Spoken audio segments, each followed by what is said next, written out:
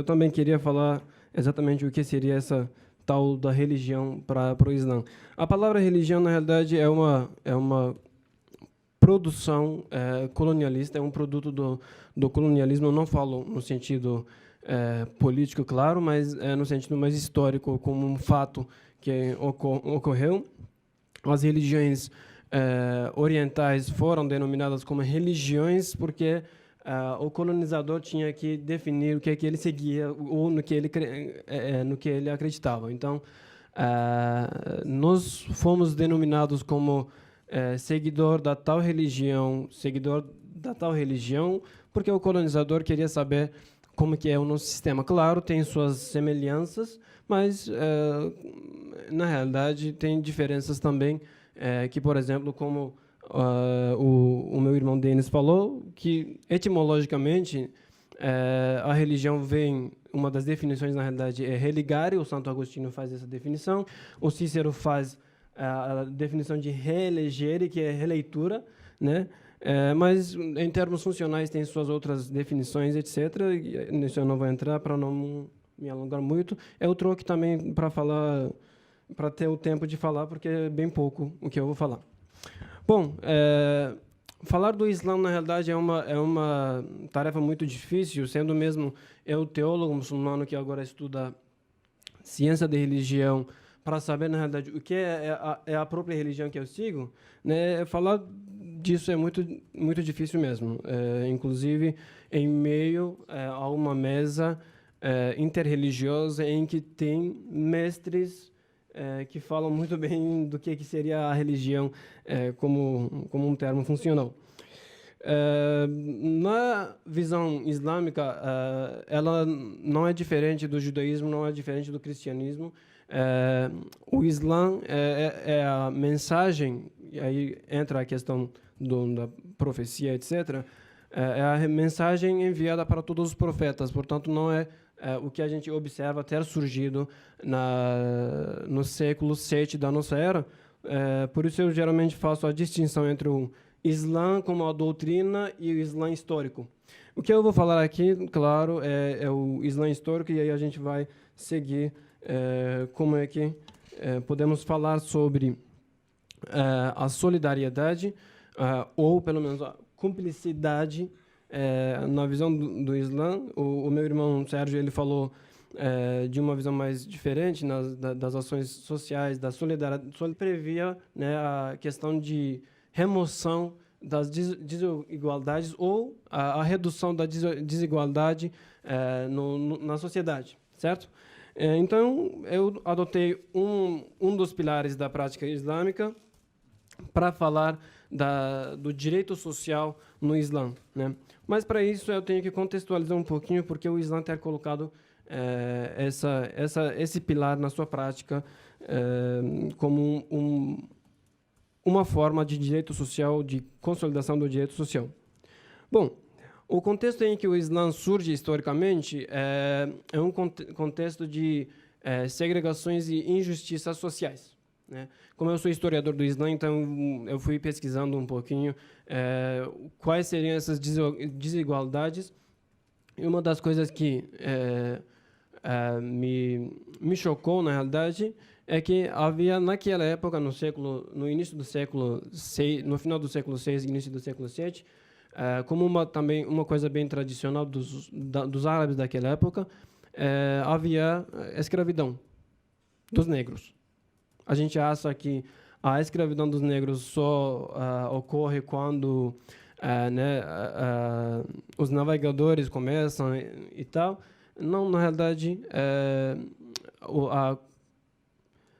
a escravização dos negros, inclusive da Abissínia, que eram a priori os cristãos, né, acontecia ainda nos séculos bem anteriores, a cerca de 10 séculos antes das navegações, né, 9 ou 10 séculos antes das navegações. Além disso, outra coisa que eu encontrei, mas uma coisa que eu já sabia e, na realidade, me dava uma raiva danada, é que havia desigualdade contra as mulheres, né? Na sociedade árabe daquela época, a mulher não tinha papel nenhum, não tinha importância nenhuma dentro da sociedade. ela, por vezes, podia ser considerada, aliás, inferior a um escravo, né? Enquanto, por exemplo, na sociedade a gente tinha um certo sistema de castas que os historiadores do Islã definem como sistema de classes, a gente encontra os livres, são os homens que têm, né, na história grega também, né, os livres, aqueles que têm propriedade e tal. Os emancipados são os escravos que eram, né, as pessoas escravizadas, mas logo mais emancipadas com algum apoio econômico ou com algum compromisso da própria pessoa que escravizou, e também os escravos. Mas a gente não encontra o papel da mulher exatamente nesse meio. E aí eu sempre tenho essa perspectiva, desde que eu comecei a estudar a ciência da religião, tenho uma perspectiva de que toda religião surge com uma revolução diante dessas desigualdades, dessas opressões sobre certas classes, né? Bom, a gente falou, né, que havia os livres, que eram os proprietários, tinham uma certa riqueza, tinham voz e vez, né, podiam oprimir quem eles quisessem. Havia sistema tribalista na Arábia Saudita, porque a Arábia Saudita é um país de mais ou menos 100 anos, né? Eu ia dizer quase produto, mas para não desrespeitar nenhuma nacionalidade, né? Bom, eu sou curdo, então o curdo tem sangue de revolução sempre, tem sangue de resistência. A gente sempre, não xingando diretamente, a gente xinga os proprietários, os colonizadores, os fascistas.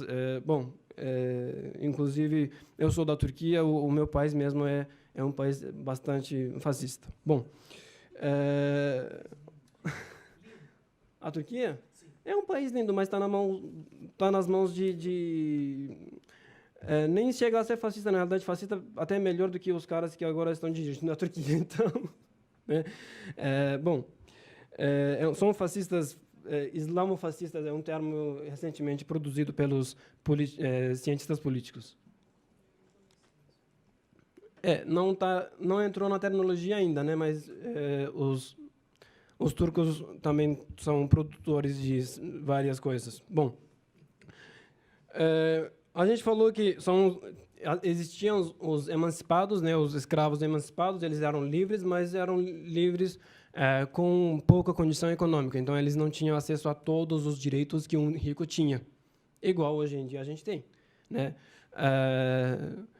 Então, o Islã vem com uma prática obrigatória para quem tivesse condição econômica suficiente, que é o termo zakat, que é um tributo obrigatório para cada rico que tenha né, a partir de um certo limite, você é considerado rico para pagar esse tributo, né? E aí o Islã prevê que cada rico que tem essa condição pague para um necessitado, um pobre, para que ele possa ter direito a uma capital para conseguir se manter sozinho, né? Em turco a gente tem um ditado de assar a carne na própria gordura. Então eu sei que várias vezes traduzindo os ditos turcos fica um pouco estranho para os brasileiros. O que o Islã previa, na realidade, é que cada emancipado, cada pobre que não tinha condição de iniciar um trabalho e um negócio, tivesse através do apoio daqueles que tinham condição suficiente, né? Então, esse era um meio de derrubar, claro, a segregação socioeconômica que havia naquela época. Hoje em dia ainda serve para isso. Eu várias vezes nas minhas palestras digo que, quando falo desse item, eu falo que se todo muçulmano pagasse o seu zakat, que é o tributo obrigatório, provavelmente no mundo islâmico não haveria pobreza.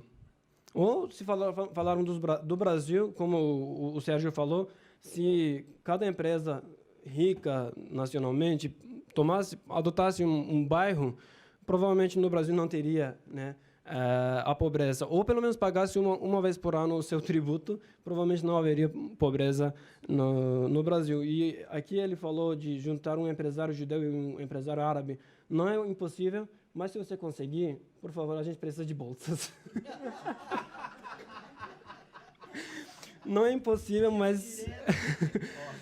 Não é impossível, mas se você conseguir, a gente precisa de bolsas aqui, porque estamos correndo risco, né? Uma das coisas, por exemplo, que o Islã trouxe, né? O Sérgio falou que os judeus, né?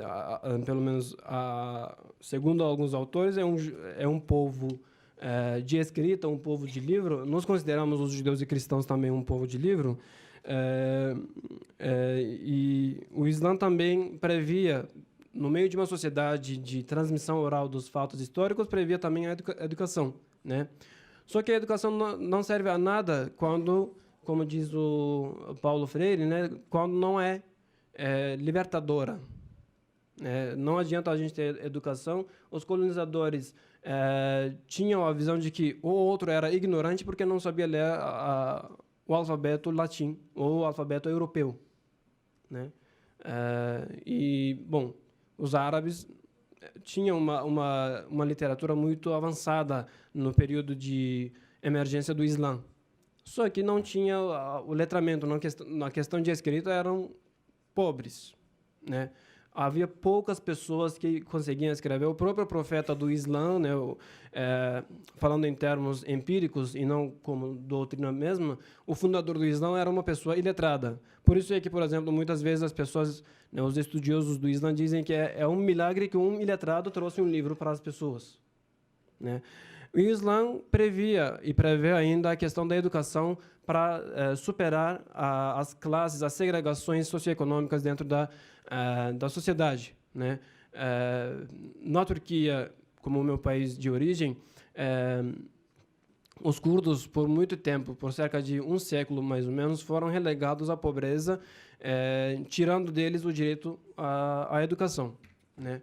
Hoje em dia existem vários curdos, e muitos deles eu conheço, que não tinham, por exemplo, leitura, eles não conseguiam ler. Eles ainda não conseguem ler, né? Porque eles falam o curdo, mas o turco eles não tiveram acesso à educação para falar, e o Estado não presta serviço se você não fala turco, né? Então precisa de um tradutor. Eu várias vezes fui tradutor dos meus tios que precisavam de ajuda nas instituições públicas, logo depois de liberarem que a gente pudesse falar curdo, porque até 2005 também era proibido isso. Bom, não vou entrar nesse mérito, né, mas o Islã previa também, né, propõe pelo menos a questão da educação para superar essas desigualdades. A partir do momento que uma pessoa paga o zakat e apoia, convoca a educação, claro, isso facilita bastante. Por isso que eu disse para o Sérgio, se a gente conseguir juntar dois empresários, um árabe, um muçulmano e um judeu, a gente consegue superar a questão das bolsas no Brasil agora também, né? Bom, como a gente falou, zakat é um tributo obrigatório a todos os muçulmanos, né? A doutrina define dessa maneira, que tenha condição econômica de pagá-lo, né? Este tributo se baseia nos fundos, né, nos pertences como ouro, gado, bens agrícolas, né, frutos agrícolas, bens comerciais e tesouros encontrados. Olha, o ouro que tem como pertence o tesouro encontrado são diferenciados. Cada um tem uma forma de seu pagamento, né? Além de ser um preceito obrigatório, existe o aspecto espiritual desse tributo. O zakat tem os seus aspectos sociais e econômicos que a gente falou, para derrubar os muros entre o rico e o pobre, né? O zakat não precisa ser pago para uma instituição religiosa, embora nos primórdios do Islã era pago para, né, os agentes do Estado recolhiam, porque era um Estado, como diz o Enzo Patti, que é um sociólogo que escreveu sobre o Islã, era um Estado islâmico que seguia as decisões do profeta na forma jurídica, né? Depois, claro, foi tudo se estragando, e aí a gente tem hoje um monte de, desculpem a palavra, porcaria por aí. Como extremistas, fundamentalistas, políticos que usam a religião como meio, né? Bom, o critério para este pagamento é um certo limite em cada item que mencionamos. Por exemplo, para ouro, a pessoa deve ter tido no mínimo 80 gramas de ouro na sua poupança. E isso é fora das despesas naturais, né? Eu não vou pagar, claro, se eu tenho dívida, se eu tenho aluguel da minha casa, se eu tenho que manter os meus filhos, e aí, no final do ano, quando eu chego para ver a minha poupança, eu vejo que não sobrou nada. Claro, nesse caso, eu não vou pagar o tributo, né? Inclusive, sendo estudante, eu tenho mais benefícios para não pagar. Bom, outro critério é que este bem, né, esse pertence, seja lucrativo ou procriativo. Nesse aspecto, a gente coloca, por exemplo, os juristas islâmicos, pelo menos, definem que de gados, por exemplo, seria boi, vaca, ovelha e cabra seriam inclusos, e camelo, claro, seriam inclusos no tributo, né? Ou seja, se eu estou pagando, tem que ter o fundo para gerar novas gerações do animal, para que, né, ou pelo menos o ouro que sempre vai tendo um valor, para que também quem paga não tenha a pobreza, não se relega à pobreza também, né? Tem que ser um fundo bem procriativo. E isso tem que ser pago para os pobres diretamente. O sheik pode recolher, é claro que o sheik pode recolher ou o dirigente da instituição religiosa pode recolher, mas hoje em dia tem acesso direto entre o pobre e o rico. Então, para evitar os conflitos sociais, que hoje em dia, por exemplo, nós temos aqui no Brasil, nós temos no mundo inteiro, no Oriente Médio já é uma cena de teatro de conflitos sociais, né? Ser pago diretamente para o necessitado, eu não quero dizer o pobre, mas para o necessitado, é uma demonstração de que o rico se preocupa com o outro também, né? O irmão Denis falou que, né, o Ubuntu prevê que eu existo desde que o outro exista. Então, o Islã, a solidariedade ou a cumplicidade, pelo menos no Islã, também dessa forma.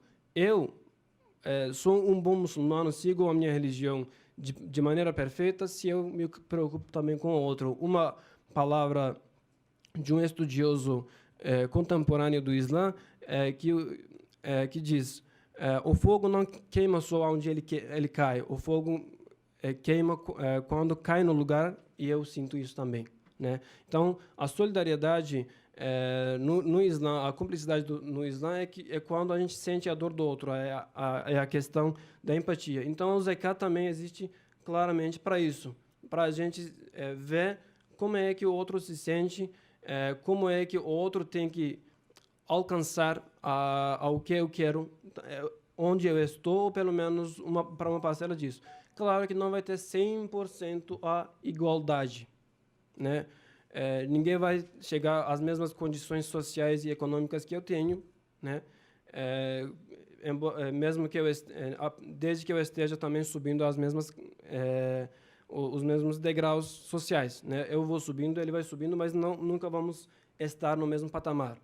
Talvez, se o outro se esforçar muito, chegue. Nesse sentido, o Islã, né, no sentido comercial, tem um pouco de afinidade com o capitalismo filosófico, que a gente, né, todo mundo pode ter direito a um capital para fundar um negócio, para fundar uma empresa, né? Então, para que alguém tenha isso, primeiro alguém tem que dar um passo, alguém que seja de grau econômico maior, para que o menor também consiga subir. Além de um fato econômico, social, o Zakat também tem um aspecto espiritual, que é a forma de agradecer a Deus pelos bens que a gente tem, né? Hoje em dia, vários estudiosos interpretam como você tem o seu conhecimento e compartilha com os outros, também é uma forma de se solidarizar com os outros. Eu vejo isso muito na pessoa do Paulo Freire, que levava a alfabetização para quem necessitava, e realmente é uma forma de solidariedade para a gente levar a educação, para a gente levar o conhecimento, para a gente levar o que tem de nós. E o Islã vê isso como agradecer a Deus pelos bens que a gente tem, da forma que eles nos são dados, né? Bom, e o zakat só se limita aos muçulmanos? Né? O muçulmano só pode pagar esse tributo para um muçulmano? Não. Né? O Alcorão define o necessitado que pode receber isso como pobres, os necessitados que não revelam a sua situação por questão de respeito à sua dignidade, para os responsáveis pela sua coleta, como eu falei, por um tempo o Estado recolhia e distribuía para os outros, né, nos primórdios do Islã, para aqueles cujos corações estão a ser conquistados. Nesse aspecto, o Islã incluiu aqueles que não são muçulmanos, porque conquistar o coração significa tentar aproximar as pessoas da religião islâmica, né? Nisso se inclui, a princípio, as pessoas de quais a gente tem medo de oprimirem a sociedade islâmica, né? De oprimirem os muçulmanos, né?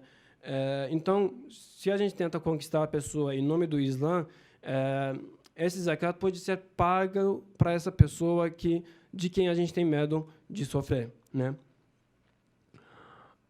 Para a libertação daqueles em servidão para os escravos, né? Eu, na verdade, não gosto de dizer escravo, mas para os escravizados, né?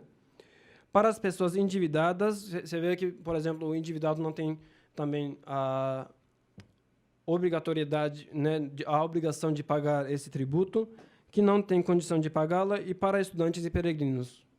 Olha, se eu conseguisse encontrar um empresário muçulmano aqui no Brasil, eu ia pegar do pé dele, no pé dele, né? A fim de exaltar o nome e a causa de Deus. Por que pagar para um peregrino ou para um estudante para exaltar o nome de Deus? Porque o Islã vê o conhecimento e a ciência como uma forma de alcançar a Deus, né? Na visão islâmica, a ciência não é oposta da religião. Elas são juntas, elas andam juntas. Um estudioso do século passado, Said Nursi, ele vê o conhecimento, a ciência, como uma das asas do ser humano para voar para Deus, né? Ele diz que a religião é uma e o conhecimento e a ciência são a outra asa do ser humano para voar a Deus. Ou seja, a religião não serve enquanto não tem ciência e a ciência não serve enquanto não tem a religião, e isso eu, inclusive, abordei em alguns artigos meus na Carta Capital, o pai Rodney, onde eu e o pai Rodney somos colegas de trabalho, né? Trabalho entre aspas. Bom, embora na definição que a gente colocou, o Alcorão não tenha feito uma distinção entre os necessitados que podem receber a esmola, o Ghazali, que é um dos filósofos muçulmanos, define que este pagamento não se faz aos necessitados infiéis e escravos. No caso dos escravos é um pouco concebível, porque vai que gere um problema entre a pessoa que está mantendo esse escravo, porque o Islã não proíbe a escravidão. O Islã põe valores para dizer, se você tem alguém que te serve, né, o Islã coloca a questão da servidão, não coloca a escravidão, tem a servidão. Então, a partir do momento que você tem alguém te servindo, você tem que manter ele nas mesmas condições que você, né? A roupa tem que ser a mesma, a comida que você come tem que ser a mesma comida que ele e tal. E põe todos esses valores, né, de que não há desigualdade enquanto humanos. Ele pode ter uma condição econômica diferente que você, mas enquanto humanos vocês são iguais. Como eu falei, eu falo muito e aí a gente acaba tendo esse problema. Bom, o Ghazali, ele diz que o escravo e o infiel não receberia isso, né? No caso do escravo, o patrão, né, vamos dizer assim, o patrão tem que mantê-lo. Então, para não causar um conflito provável entre o pagador da esmola e o patrão desse escravo, ou a quem o mantém, o Islã põe esse limite, você não pode pagar para ele. Porém, quanto à menção do infiel, não há exatamente uma definição de quem seria esse, né? A definição do Islã sobre o infiel é aquele que nega a crença em Deus único. Tá. Mas o judeu acredita em Deus único, o cristão acredita no mesmo Deus que o muçulmano acredita, os zoroastristas acreditam num ser supremo, em um Deus único, né? Então, quem seria esse infiel? Isso é um debate, né? E a minha crítica para a teologia islâmica, enquanto um teólogo também, boto muito fogo no parquinho da teologia, para definirem realmente quem seria esse infiel. Porque se for perguntar para o Baghdadi, que foi morto, graças a Deus, 2 semanas atrás, não se celebra a morte de uma pessoa, mas uma pessoa desse se celebra realmente. Para essa pessoa, eu também sou infiel porque eu não colaboro com ele. Então, quem seria esse infiel? Aquele que não acredita em Deus? Ateu?